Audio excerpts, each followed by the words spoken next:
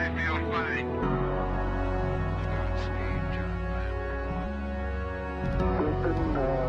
Tranquility Base here. The Eagle has landed. Rocket Tranquility, we copy on the ground. New possibilities are opening up for scientific cooperation between countries. 1-0. Liftoff. American return to space as Discovery clears the tower. Discovery, go and throttle up. Discovery Roger, go for deploy. Everybody in the shuttle program, the crew is go for launch. Roger, nice to be in orbit. We have followed in their footsteps to get us where we are today.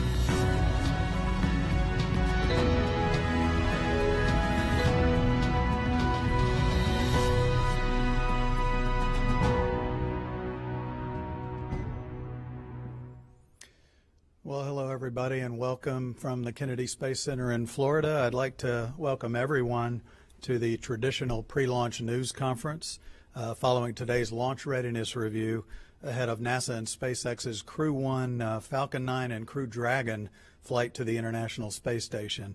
Here to provide all the details are folks that were part of the review today and also have been part of a lot of the preparations that have led up to this moment. It's a very exciting day for everybody in NASA and SpaceX, and hopefully all of you that are tuning in today. Let me introduce the panel, and then I'll let each one of them give you some words before we take questions. Steve Stitch, he's the NASA manager for the Commercial Crew Program here at Kennedy. Also Joel Montalbano, the NASA manager of the International Space Station Program at Johnson Space Center in Houston. Norm Knight, he's the Deputy Manager of Flight Operations Directorate at Johnson. Also joining us is Benji Reed, who's the Senior Director, Human Spaceflight Programs at SpaceX. We're glad to have him with us. Also Kurt Costello, who is the NASA ISS Program Chief Scientist at Johnson Space Center.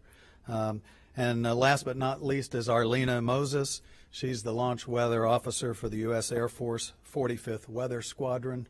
So I know everybody's looking forward to hearing from Harlena as well. With that, I'll turn it over to Steve and let him take it from there. Okay. Thank you, Kyle. It's great to be here following the launch readiness review today. You know, it's been a busy few days since we last talked. We talked to you after the flight readiness review on Tuesday. Since that time, we've put the Falcon 9 vehicle through a static fire, which is an important test for us to check out the rocket and make sure that the 9 engines on F9 and all the systems on the rocket were functioning as expected. We've reviewed all that data over the last few days, and the rocket looks really good. It was important for us to also do some inspections after that static fire. We've swapped out a couple of engines on this vehicle, and we did those inspections, and everything looks really good. We also did a dry dress practice with the crew. The crew suited up, got in their spacesuits, went out to the launch pad, and got installed into the vehicle. It's the first time we put 4 people in Dragon, so that was an important test for us, and that test went really, really well. Overall, in terms of looking at the weather and also looking at recovery of the booster for this flight, we have adjusted the launch date. We were targeting a Saturday launch. We've adjusted the launch date 24 hours later, and today we're targeting a Sunday launch at 7:27 p.m. Eastern Time. That'll put docking on Monday at about 11 p.m. Eastern Time. And we did that. We looked carefully at the weather, and the onshore flow looked really not so good for Saturday. Also, we needed to get the drone recovery ship in place to recover the booster. For NASA, this booster, and SpaceX, this booster is very important for us. We're going to reuse the first stage that we're flying on Crew 1 for the Crew 2 mission coming up in the springtime with the launch date. Crew 2's got a launch date of March 30th. So it's important to recover that booster, and so we needed to get the drone ship in place. Overall, you know, it's going to be an exciting flight. I will remind you that Crew 1 is going to be the longest U.S. space flight ever, exceeding what we had on the final Skylab mission, Skylab 3. It's the first mission to have 4 crew in the capsule, which we're excited about to enhance the science on the space station. And as well, it's our first FAA licensed launch as well as we move into this next step. So we're excited to go fly this increment mission for the space station program. We'll continue to watch the weather and the vehicles, and we're looking forward to a good launch on Sunday. And now I'll turn it over to Joel Montalbano. Thank you, Steve. Welcome again to today's press brief. You know, these past few days we've had a number of reviews and operations, as Steve's mentioned, and today, as we concluded the launch readiness review, I can tell you that the International Space Station Partnership is ready for this mission. You know, as Steve said, looking at a launch time of 7:27 Eastern Time, 7:27 p.m. Eastern Time on Sunday, giving us a docking late Monday evening, approximately 11 p.m. Eastern Time. Shortly after docking, we'll do the standard leak checks, and then we'll have a welcome ceremony on board. That'll be about 2.5 hours after docking. This week, we've been doing a lot of discussion with Kate and Sergey's on orbit today and keeping them up to speed with the launch preparations. They're excited, and they're ready to have some new crew members on board. This vehicle is also bringing approximately 240 kilograms of pressurized cargo, again, to enhance what we're doing on board the International Space Station. As Steve said, with these 4 crew members, adding to the 3 crew members on board, we'll have a total of 7 ISS crew members for a sustained increment. This vehicle will stay up there for a long duration increment and return in April of next year. So we're looking forward to having the extra capability on board, which will allow us to increase the science we do, increase the exploration development we do in order for the Artemis program and future programs. We're also this year celebrating 20 years of continuous human presence on board the International Space Station. And during those 20 years, we've set the standard for international cooperation and international operations. But we keep learning. We learn every day. And, you know, NASA, with American industry, has developed these commercial vehicles that allow us to bring more people to low Earth orbit, bring more people to the International Space Station, allow us to do more science in low Earth orbit, and allow more commercial opportunities. So with that, a huge thanks to the Commercial Crew Program, a huge thanks to SpaceX for getting us to where we are today. The International Space Station Partnership is glad to be here. We're excited for launch on Sunday. We're looking forward to Monday's docking and a long duration increment. So with that, I'll turn it over to Norm. Thank you. Let's see. Thank you, Joel. As was stated, the launch readiness review today went very well. We echo that. And, you know, stepping back and kind of reflecting on Demo 2 in the development cycle, now to the operational cycle, just with, you know, kind of the journey leading up to this in the LRR. And it was really evident that there was great improvement on, you know, the closed out work, the less open work there was, and the overall readiness level from the team for this vehicle. So it was very encouraging, an absolute focus on crew safety and vehicle safety, which both the NASA and SpaceX teams have done a great job with, and we're very satisfied with that. This was on the heels of dry dress yesterday that Steve mentioned. That went very well. That was the first opportunity really to let the crew suit up and really try out their vehicle for the first time before launch day to make sure that, you know, the fit was right and there were no last minute type things that needed to be tweaked up prior to launch. And again, that went very well. We're very excited about that. Had an opportunity to meet with the crew this morning and talk with them a little bit about their upcoming launch. And I tell you what, they were absolutely excited.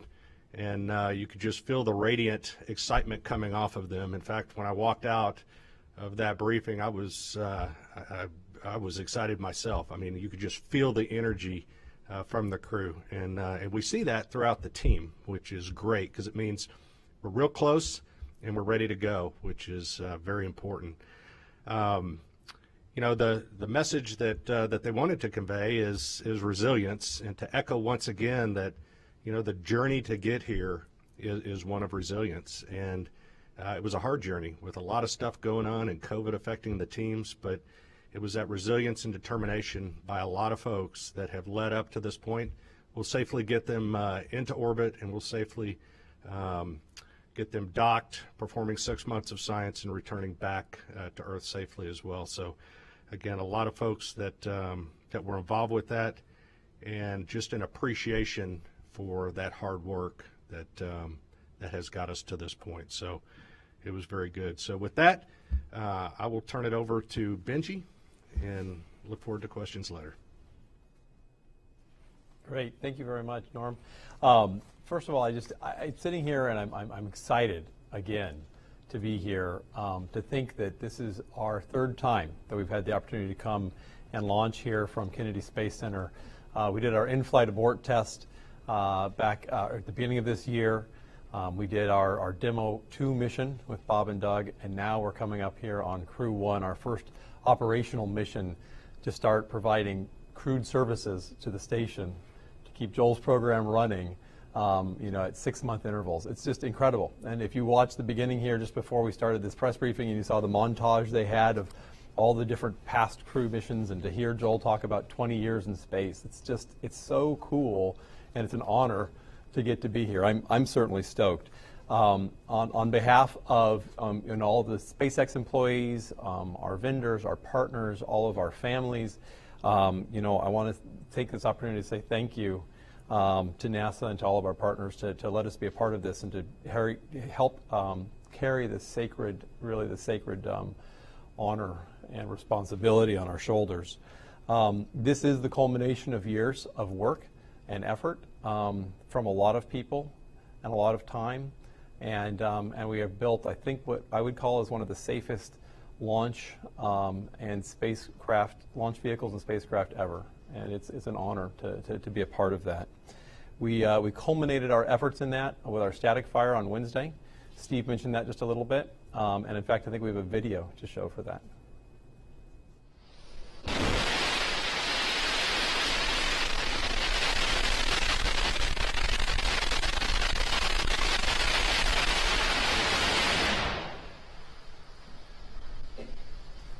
Great. That was a full 7-second duration static fire.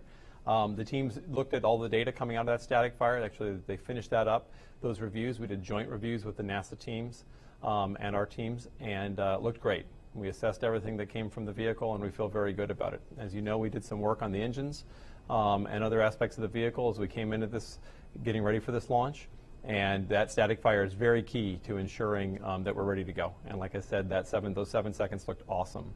The next thing I want to show you is a picture that we have from dry dress. And dry dress is a dress rehearsal that we do with the crew. And they do the whole thing where they get suited up at the building, what they call the ONC building here on Kennedy Space Center. They get suited up, they come across in their Teslas, and they go up the tower and get all the way into Dragon. And it's a very important process that we do, where we walk through all of that with our teams, the ground teams working with the crew themselves, and make sure everything checks out. When I look at this picture, again, I get very excited to think about this next step on this big journey that we have ahead of us. We've got 4 astronauts who will be going up. We have one person who's never been to space, Victor, who's very excited. We have Soichi, who's our first international partner, who will be joining us, which is really, really cool. All right.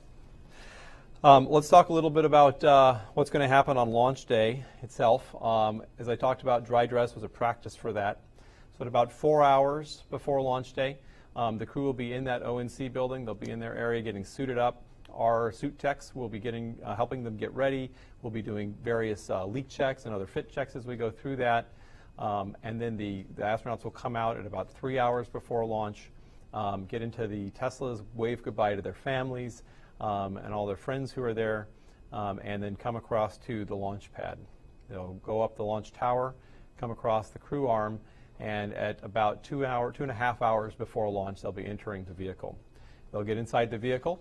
They'll get all strapped in, get all safe, and about approximately double check my time here, at about 45 minutes before launch is when we'll do the final go pull for loading the vehicle and for arming the escape system. We have the launch escape system on Dragon that's ready to go just in case we need to, if something goes wrong with the launch vehicle, Dragon can escape the vehicle, the crew to safety and splash down in the ocean. So that'll be armed. At that point, at about 30 minutes before launch is when we start loading the launch vehicle with propellants, and we're off. Let's go next to our line drawing that we have. This gives you a sense of what it looks like when we're actually doing launch.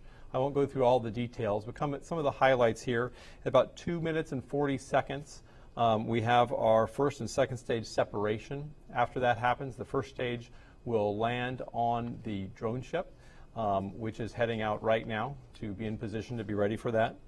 And then the second stage will continue to carry Dragon to orbit. About 8 minutes and 50 seconds into the mission, the second engine will cut out. Shortly after that, Dragon will separate, and they're off on their phasing journey to station. If we go to the next line drawing, we can see that. We get a sense of what this looks like. So phasing is this process where we're essentially catching up with space station. The process is that, space station's zooming around the Earth very fast, so is Dragon. And you're trying to do this game where you're using gravity and the behavior of orbital mechanics, as well as minimizing the amount of fuel that you have to use to catch up and get the two vehicles to come together. So we go through this process of phasing, and based on the orbital mechanics, the time and the day of launch, in this case, this particular phasing time will take about 25 hours. And about 25 hours will be close to where we need to be to basically be in position to come up to station. And then a few hours after that, we'll have docked to the space station. Let's go ahead and we'll actually come back and I'll talk a little bit about what's going to happen once they dock. So the crew docks on station, and of course, obviously they're going to come through and they'll be welcomed by the other crew that's up there, and then start to get to work very quickly. Two things that particularly involve SpaceX that'll be happening during their 6 months up on station. One is coming up in just a few weeks. We have our first cargo Dragon, our new Dragon 2 cargo vehicle, but it'll be our CRS-21 mission. We'll be heading up, and that's full of science for all of this crew, for the Crew 1 crew to be working on. So the first few weeks after they've docked, they're going to be getting ready for that. They're going to be wrapping up other work and preparing. And when CRS-21 shows up, they'll be spending a lot of time working on all the critical science that's going on there. And then near the end of their time, at the end of the 6 months or so, we'll be sending up another Dragon. So Crew 2 Dragon will go up, again with another 4 astronauts on board. And that Dragon will go up, dock to station. And again, there'll be a handoff. Everybody will see each other, hand off the work. And about a week later, our Crew 1 crew will come home. Let's take a look at what that looks like in a line drawing. So you can see here, we do another departure. Docking, both the docking and the undocking process is an automated process. It's fully autonomous. Of course, at any time during the docking, the astronauts are able to take control. Both astronauts on the vehicle and ISS during docking and undocking are watching closely everything that's happening. They want to make sure everything's happening correctly. As we move away from station, we get into position to actually start our phasing to come home. It's the same process that I talked about. We need to phase to make sure that we're going to hit the right spot on the Earth at the right time for splashdown. After that happens, our recovery crews will come out, and they'll be meeting the crew. We have a large recovery vessel plus a couple of fast boats. The fast boats will go out and meet the crew. And first thing they'll do is they'll check the area. They'll make sure everything's safe for approach. The second fast boat will be recovering the parachutes, and then we'll go ahead with our larger vehicle, which will pull Dragon out of the water. All right. One of the things I do want to mention as we talk about this recovery process, we know that everybody's very excited about launch and very excited about recovery and human spaceflight in general. We certainly do ask that everybody who's involved, if you come out to watch the launch or any of the different operations that we're doing, that please wear your masks and follow social distancing guidelines, do the right things there to keep everybody safe. And certainly during recovery, we ask that all of the boaters pay good attention to what the Navy and the Coast Guard regulations are and what their advisories will be. It's very important that we keep all of our recovery crews and the crew themselves, the astronauts, to keep them safe. I want to take one more moment here to do a couple of important thanks. Number one, I want to thank all of the SpaceXers and their families, and all of our different teams and partners who've been involved in all of this effort to get us here. It's a very big team, and part of certification, as we've gone through, we talked about the other day that NASA has now certified all of our systems for human space flight. That certification effort is really important, and it means a lot, and it represents the countless, really, hours and hours of work that were put in by all of these teams. It's Dragon, it's Falcon, it's the ground teams, the launch site teams, it's the factory, it's all of our hardware and software operators, everybody. All of them have put their time in and then sacrificed and done the dedication needed. The same is true for all of our NASA partners and all the vendor partners and all the time they've put into it. So a big thank you there. And then finally, a very important special thank you to the astronauts who will be flying. Victor, Mike, Shannon, and Soichi, and to your families, we thank you for the trust that you've put into SpaceX to get you to space, to be there as a lifeboat, and to bring you home safely. Thank you on behalf of all of us. Thanks, Benji. Now we'll hear from Kurt, talk about the science and the reason that these guys are actually going up there. Take it away, Kurt. Thank you. As Joel mentioned earlier, it was less than 2 weeks ago that we were celebrating 20 years of continuous crewed presence on orbit. And we weren't celebrating an ending, but really just the end of the beginning. The launch coming up with additional crew members to the ISS is the start of a new era for research and discovery on board. The capabilities of the Crew Dragon bringing additional crew and samples back to the site here at KSC are an amazing capability. We hope to double the amount of crew time going into science and research.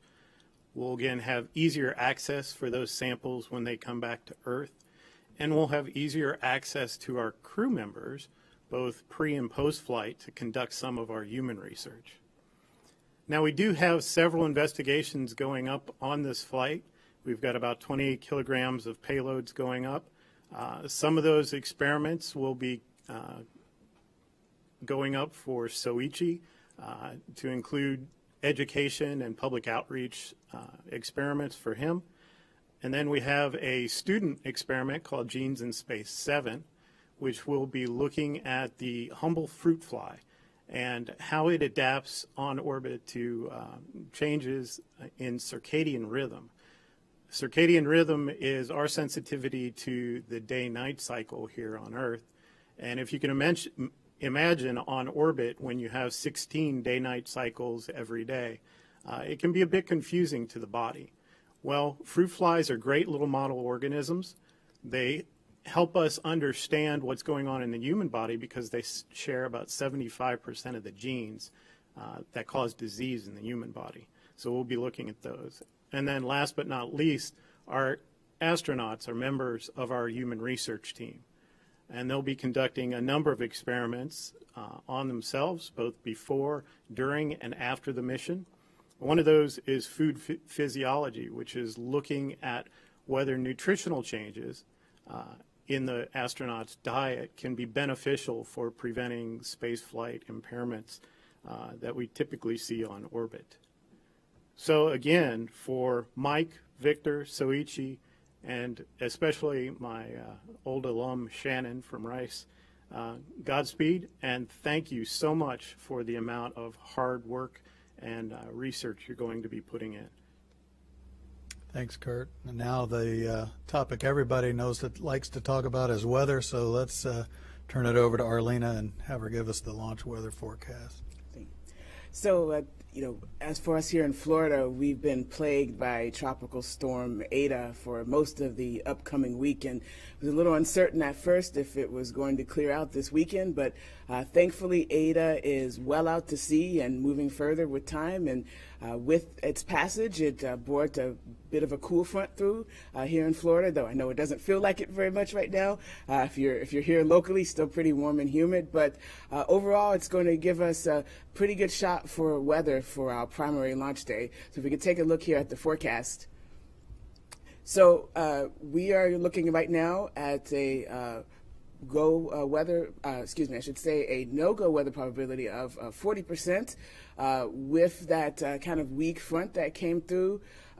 couple days ago. It's going to kind of creep back north towards us and going to keep our winds light and variable. So that onshore wind component not going to be as much of a concern for our attempt launch on Sunday. But we are going to see some few showers in the area with some cumulus clouds, and also with the concern for flying both the rocket and the Dragon capsule through any precipitation, any of those showers that may be out there during the launch time.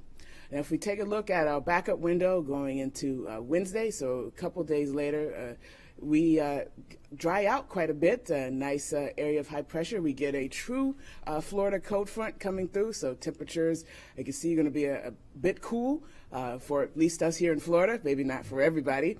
Our rain chances drop quite a bit, so we only have a concern for a few clouds.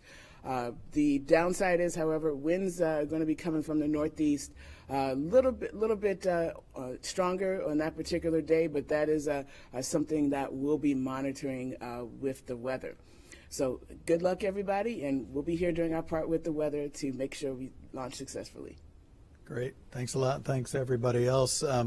We're ready for questions. There's a lot of people in the queue, as you can imagine. It's also been a long day. We've got about a half an hour or so for question and answer. I'm going to call on you by name and affiliation, and if you can, try to limit your question to one part question, so that we can try to get to as many folks as we can on the line. And first up is Marcia Dunn, Associated Press. Oh, yes. Hi. I'm hoping you can hear me. For Steve, I'm wondering, what is NASA's latest thinking about Elon being allowed into the launch control if his latest lab tests come up negative? And for Benji, how important is it to have him on console in person for this launch? Thank you. I think we got a little bit of an audio problem.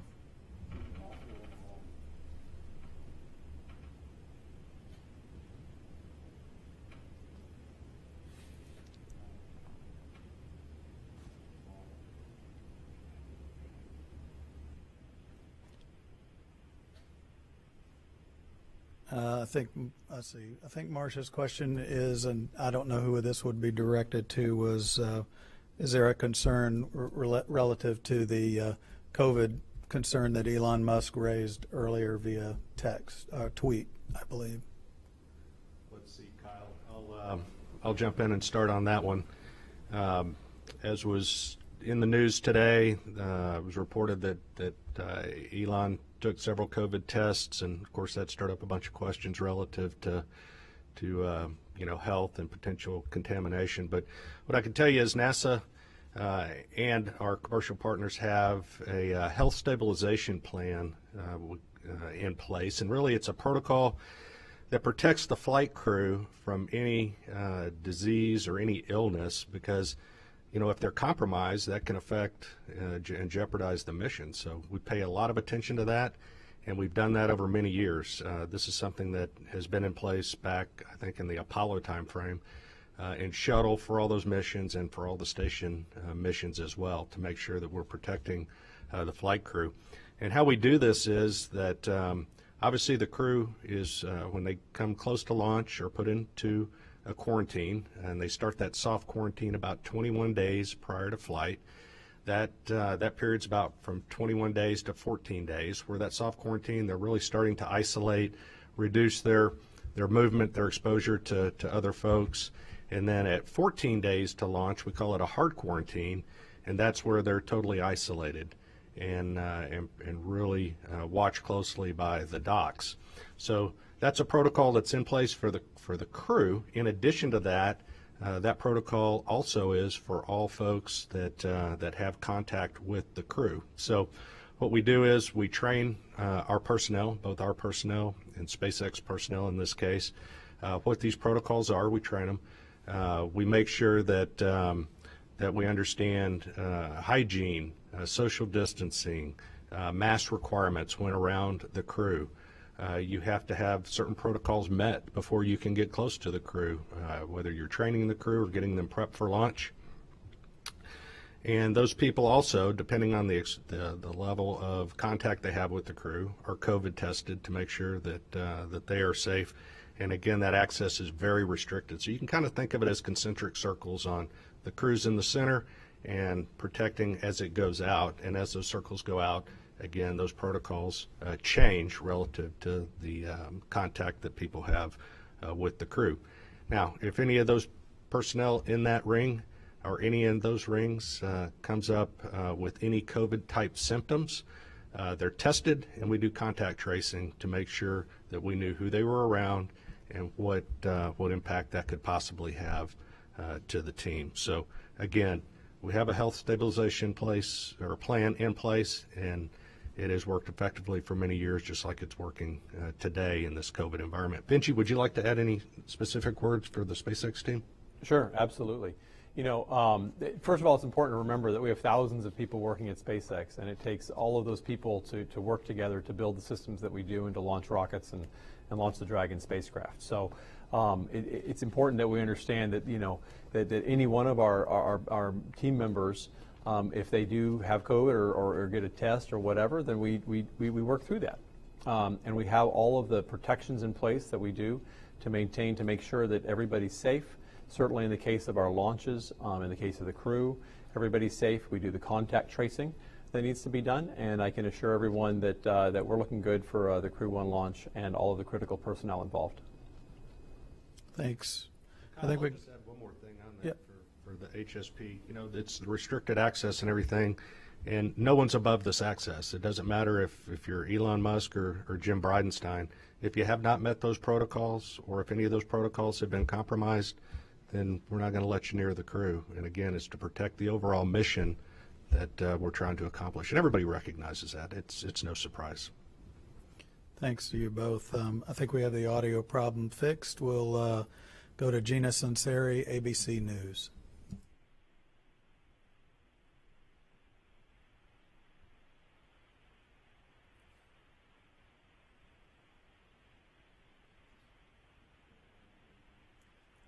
Okay, let's go to the next one. I think let's try Bill Harwood with CBS News.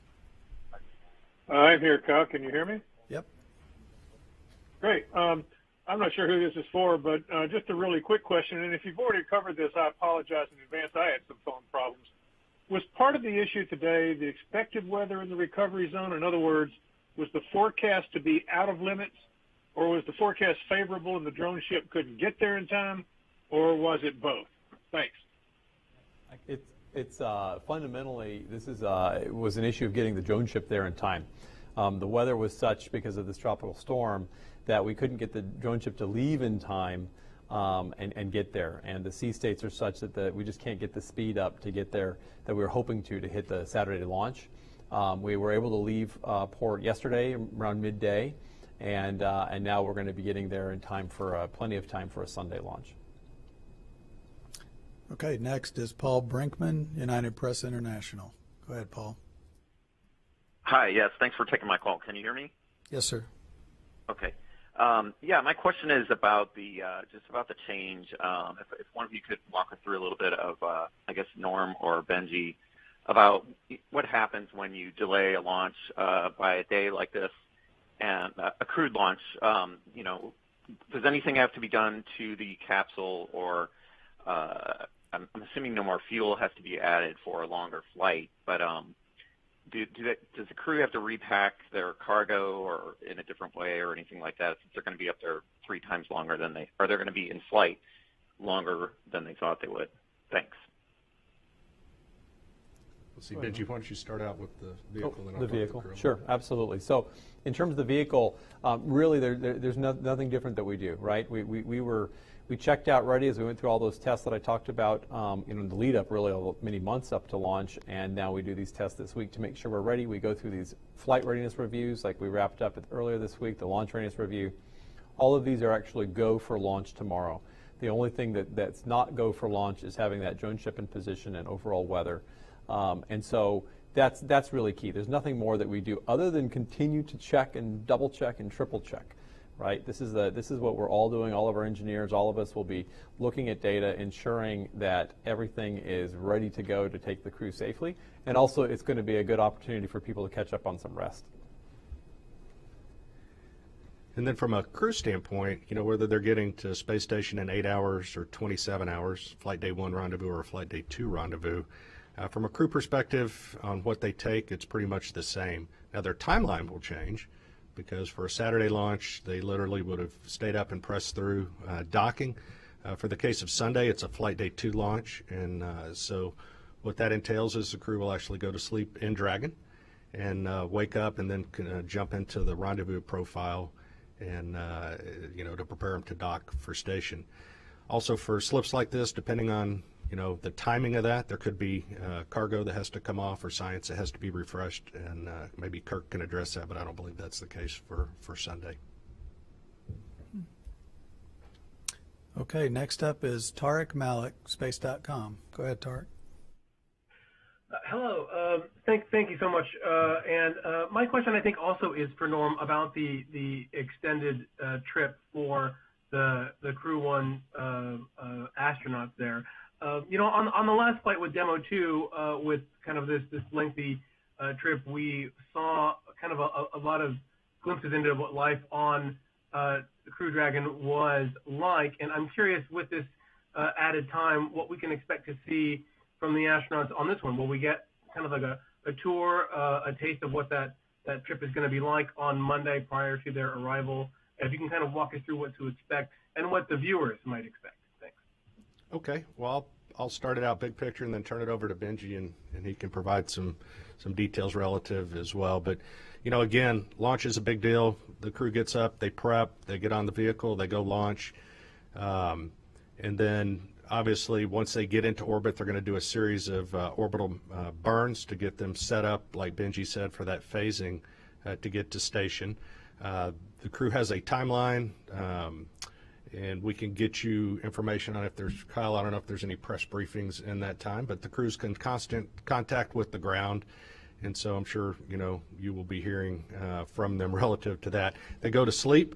They'll have a standard sleep period. They wake up after sleeping in Dragon and start getting prepped again, eat breakfast, get situated, start prepping for the day, because it's a very important day that you start doing those critical burns, getting ready for the rendezvous profile to get set up for docking.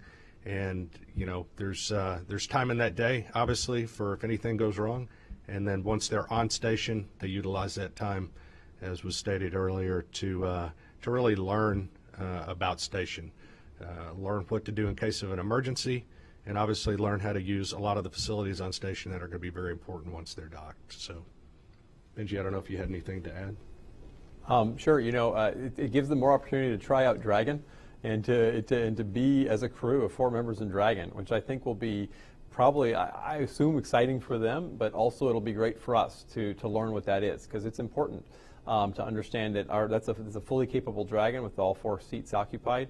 So we want to understand what that's like, and they'll be getting out of their suits and floating around just like we saw Bob and Doug do. I'm pretty sure there are a couple of broadcast events that they'll be able to do with this time period. It's checking things out, seeing the Earth go by. I know I'd love to be there too, so it's great.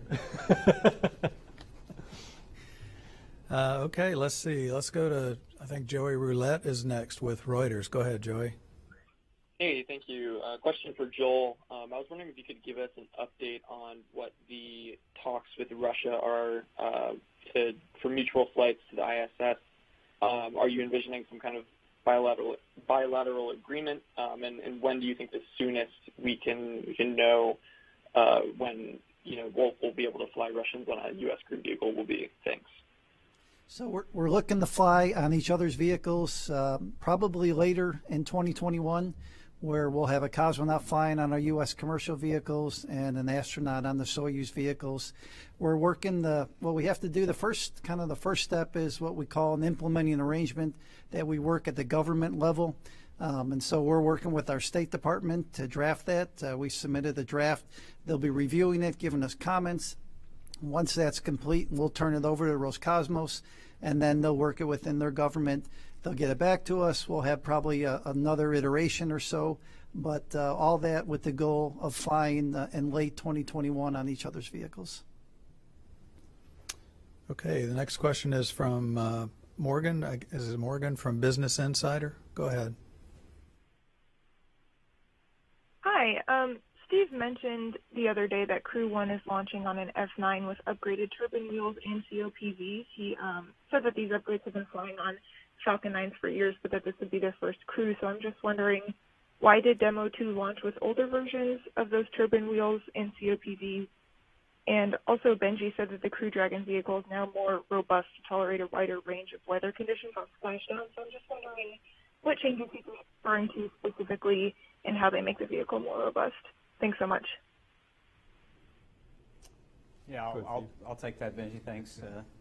Let's see. So we do have a few upgrades flying on Crew 1, and one of the things we've been working with SpaceX on is how do we continue to evolve this vehicle? How do we continue to make it better?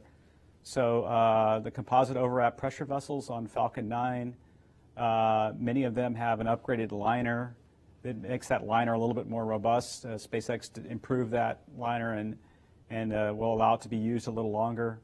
The turbine wheels on this vehicle have been upgraded. It's a pretty complicated process to design a turbine wheel. Wheels are prone to actually, when you get to a certain setting of the throttle on the engine, you can have certain conditions set up that are resonances, and so these wheels are a little bit more robust to the kind of throttle profile that the Merlin engines fly. So we're happy to have that as a safety upgrade. And then also for landing, we've made some improvements to the structure so that we can handle a little bit more wind at the landing zone, which gives us a few more opportunities to land. So those are 3 upgrades on this vehicle, and you'll continue to see upgrades with Crew 2 and future vehicles to improve safety. Okay, let's see. I guess Jackie Waddles, CNN. Are you out there, Jackie? Hey, I sure am. Thanks so much for doing this. Another COVID question. I was curious if I could get some insight into how the contact tracing played out. Who was in charge of it? Was it SpaceX or NASA or a joint team? And then I don't know if Benji or anyone else can speak to as well, like if there was something to arise in Hawthorne at Mission Control, how that might play out logistically. Sure. I think that the way that we work from a medical viewpoint with us and NASA is that we have flight surgeons. We actually have SpaceX company flight surgeons, as well as NASA has flight surgeons. And of course, they have the entire Health and Human Medical Directorate that we all work very closely together. And our flight surgeons talk to the NASA flight surgeons. In fact, ours have come from NASA. And so they've worked out not only following the health stabilization protocols that we talked about, that Norm talked about, but just also overall good practices, processes, procedures, making sure we're following CDC guidelines, local guidelines, including with the contact tracing. We've worked that, these are things that while we'll do things on our side, like do the contact tracing ourselves for how we're managing all of our staff, we provide that data and we review that with NASA, and we make sure everybody's feeling really good about where we're at. In terms of critical staff, for example, like you asked, at operations in Hawthorne, or here at the Cape, for example, in our launch control and firing rooms, we also have plans in place, right? We have backup operators. Our operators have also been at a heightened level of care. They actually go into a type of quarantine themselves, very limited public involvement and access, different things that we do. We do a lot of temperature checks and screenings, and we do a lot of tests to ensure that all of our operators will also be ready for the launch and for the long-term mission as well. It's important to note that all that great science that's going to be going on station requires 6 months of work. And that means the Dragon will be up for 6 months. So we'll be monitoring Dragon systems. And of course, just like how NASA is continuing to fly ISS, we need to make sure all of these critical personnel are healthy for the long haul. And I'll just follow on the contact tracing.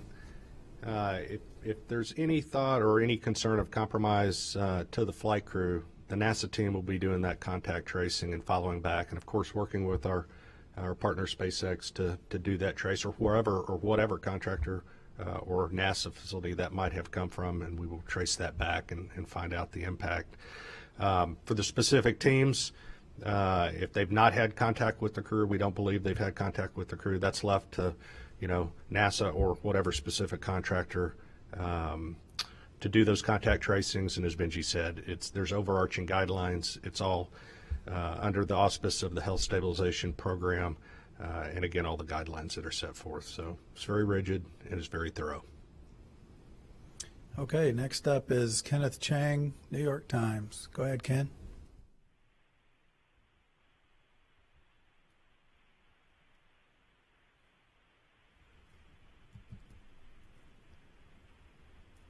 Okay, let's see who's next in the queue. Just waiting for that update. I guess Ken dropped off. Susie from Business Insider, is that right? Yep, thank you. So my question is, what are the launch dates beyond Sunday, and what are the most ideal launch dates beyond Sunday if you have to delay again? And what do the sea and weather conditions at the splashdown sites look like for Sunday in terms of what's required for emergency recovery? Yeah, I can take that question. So we have a series of launch dates coming up. Obviously, Sunday is our prime date. And then we would stand down on Monday. Monday, there's a spacewalk going on in the ISS, and so that's not a good day to go up and rendezvous and dock to the space station. Tuesday also is not a good day. It's a little longer rendezvous profile, and so we really don't want to take that rendezvous profile. So the next opportunity would be Wednesday, Thursday, Friday, in the middle of next week. Right now, for Sunday, the weather looks pretty good down in along the coast. What we do is we protect for an escape all the way from the launch pad all the way up into orbit, and so we have weather constraints, and so right now those look pretty good for Monday. We haven't really looked that far out to Wednesday in the middle of the week, but right now the conditions look good, not only for the launch abort weather, but also for recovery weather for the drone ship, which is important to us as well. So we're pretty well set up for Sunday, and as Arlene said, we'll just have to watch a little bit the local weather here as this front comes through. Do we get some precip or some thunderstorms along that front line? So. Okay, thanks, Steve. Thanks, everybody. That's all the questions that we had. Let's see, that leads us to Sunday. What everybody's talking about, the preparations for launch are ongoing, obviously, with our NASA TV coverage is going to continue and start at 3:15 p.m. Eastern Time on Sunday. We have a comprehensive broadcast planned for you guys, so make sure that you tune in for that. Of course, the launch, as mentioned, is targeted for 7:27 p.m. Eastern Time from Launch Complex 39A, the starting point for Crew 1's adventure, if you will, to the International Space Station. With that launch Sunday evening, Crew Dragon Resilience and its 4 astronauts are scheduled to dock at about 11 p.m., as you heard on Monday as well. So thanks to you guys, thanks to everybody tuning in today. And one reminder, just keep practicing social distancing and go Crew 1. Thanks again, everybody.